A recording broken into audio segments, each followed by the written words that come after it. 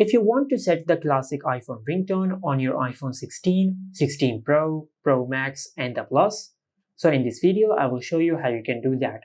First of all, just go to Settings, then tap on Sounds and Haptics. From here you will find the option of ringtone. Just tap on it, and at the bottom of the screen you will find the option of Classic. Just tap on it. And from here, you can select any classic ringtone which you want to set as the ringtone of your iPhone.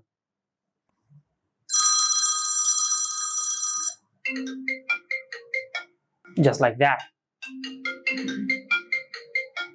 Now, if you go back, as you can see, we have successfully set a classic ringtone as the default ringtone of our iPhone.